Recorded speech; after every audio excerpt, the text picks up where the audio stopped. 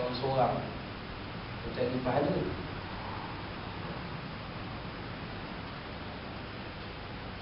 Kita nak bagi-bagi dengan kita anak-anak kita. Apa saya seorang-seorang cari pahala? Kalau saya nak seorang-seorang cari pahala, apa saya membina keluarga? Baik saya memunjang sampai tu dah tentu dah kita seorang-seorang. Ya. Jadi macam tu tuan-tuan. Itu Nabi SAW. Walaupun ya di bawah pimpinan baginda sallallahu alaihi wasallam, para sahabat radhiyallahu anhum yang taat setia kepada baginda sallallahu alaihi wasallam. Baginda berjalan di pasar, dulu di atas tanah dan sentiasa bergaul dengan para sahabat. Baginda sallallahu alaihi wasallam tidak pernah berbeza antara mereka. Sifat tawaduk inilah yang membezakannya dari orang lain dan mengangkat martabat baginda menjadi mulia dan dihormati. Jadi sifat tawaduk macam ni. Baginda tak pilih bulu. Kalau istilah kita kan. Tak pernah pilih bulu, tak pernah pun pilih dia ni dengan lain istimewa sikit. Ini orang besar, dia ni kuat sikit, tak. Baginda layan semua sahabat sama rata, sama ada al-ashratul kiramil, kiramul bararah, sama ada sahabat 10 sahabat Nabi yang jamin masuk syurga, ataupun yang jumpa sekali. Ada sahabat-sahabat Nabi yang bertemu dengan Nabi hanya sekali seumur hidup. Sekali dia jumpa sama Nabi, layan sama, tak ada beza. Jadi sifat-sifat macam inilah yang menjadikan baginda SAW ini dihormati, disanjung tinggi sehinggalah kali ini. Malah di kalangan cendekiawan barat sendiri pun memilih manusia terbaik dalam senarai manusia-manusia hebat sepanjang zaman. Yang terbaik nombor 1 Muhammad the Prophet. Nampak, the Prophet Muhammad. Ini cendekiawan barat semua. Mereka dah kenal banyak orang yang hebat-hebat. Malah Nabi SAW ini lebih tinggi kedudukannya berbanding Jesus, berbanding Nabi Isa AS. Jadi cendekiawan barat kita beragama Kristian mereka sampai ke tahap menganggap Nabi Isa itu son of God, anak Tuhan kan. Tapi kenapa mereka letak Nabi Isa itu di bawah, kedudukannya lebih rendah daripada Nabi Muhammad SAW? Kalau kamu mengaku Nabi Isa itu son of God, kenapa kamu letak dia nombor 1? Yang pergi letak Muhammad, the Prophet Muhammad nombor 1 bawah. Ini menunjukkan pengiktirafan mereka kepada Nabi SAW. Baik, ketika beberapa orang Arab Badui menemui baginda telah timbul perasaan turun terhadap kehebatan baginda. Jadi ada orang Arab Badui ini menghadap Nabi SAW, jumpa Nabi SAW, dan mereka rasa gerun melihat kehebatan Nabi SAW. Lalu baginda SAW bersabda kepada orang Arab Badui tersebut, khafif alaik fa innama ana bin ram'atin kanat ta'kulul qadida bi Makkah. Khafif alaik, kamu tenangkan diri, bertenang, tuan-tuan bertenang. Kalau bahasa budak sekarang, orang budak muda sekarang, bahasa abang imam kita tadi, relax bro, macam tu lah. Itu bahasa dia buat, bahasa dia orang. Kita bertenang sekali. Innama ana bunu imra'atin, ana ibnu imra'atin. Sesungguhnya aku ni anak seorang perempuan. Kanat ta'kulul qadida di Makkah. Duduk di Makkah makan daging kering kan, tak ada apa pun. Nabi SAW meminta sahabat itu bertenang. Apa yang kamu takut sangat dengan aku bukan orang hebat sangat. Aku pun dulu makan biasa-biasa je. Ya. Nabi SAW tak mau.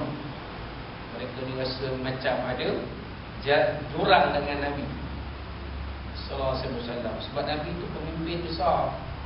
Mereka ni orang biasa. Jadi bila mereka dapat Nabi, mereka rasa macam macam ada satu betul boleh dia perak. Kalau saya sebut nama tuan-tuan kenal, memang terkenal dalam bidang lakonan sebagai pegawai polis dalam gerak khas. Sekarang ni orang studi di Perak itu. Bila saya cerita-cerita, kami pun, dia kata kami pun tak berapa nak buat ni tuan-tuan tu, takut dia garang. Kami tengok dalam filem dia tegas, keras, tak pernah senyum. Itu dalam filem, dalam drama. Saya kata di luar dia macam kita juga. Apa yang kamu nak takut? Kamu beri salam, tanya kamu apa khabar tuan, insya-Allah kejap kan boleh sembang. Dia takut sebab tengok dalam rakhas macam tu. Semua polis macam tu. Dah mungkin pada setengah-setengah keadaan saja. Pada kebanyakan keadaan polis adalah manusia biasa. Mereka pun tahu bergurau, tahu sembang-sembang, santai, mesra. Tak adalah muka ketat saja. Kata orang sekarang muka ketat. Tak ada lah muka ketat, muka poyo dah.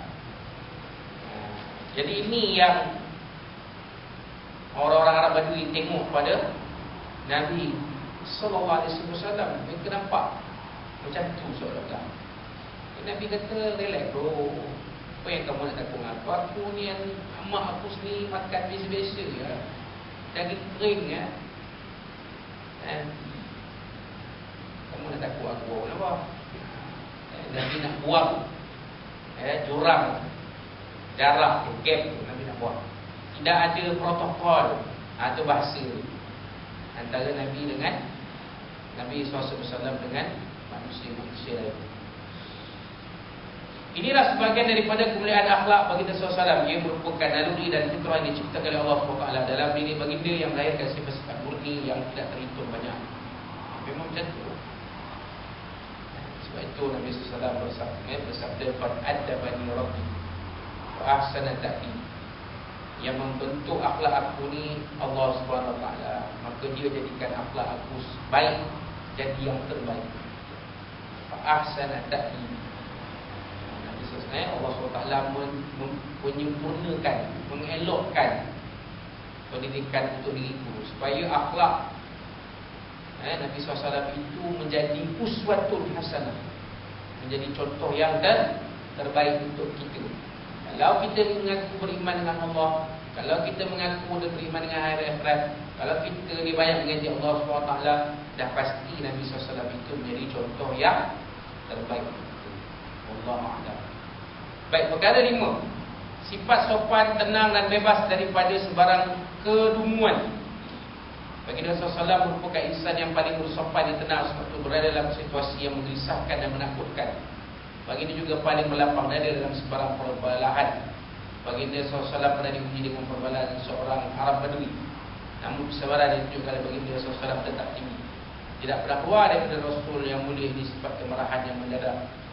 Nabi SAW ni seorang yang tenang dalam apa jua situasi, apa jua keadaan. Tengah kelam kabut, Nabi SAW tenang. Jadi senang kata Nabi SAW tak pernah stres. Walaupun tugas Nabi itu sangat berat tuan. Nak jadi seorang Nabi, jadi seorang Rasul, jadi seorang pemimpin negara, semuanya sekali balik rumah lagi. Seorang suami, seorang ayah. Kita ni tak banyak mana pun, sikit ya. Tapi lelaki, kaum lelaki ni belakang dia main di luar tak. Kalau orang lelaki duduk di rumah je macam Ri tu akak nak. Duduk di rumah Ri akak keluar pergi cari kerja, suami duduk di rumah macam Ri je. Suruh masak pun jadi kipas-kipas saja. Itu akak tak mahu. Jadi kita kena terima,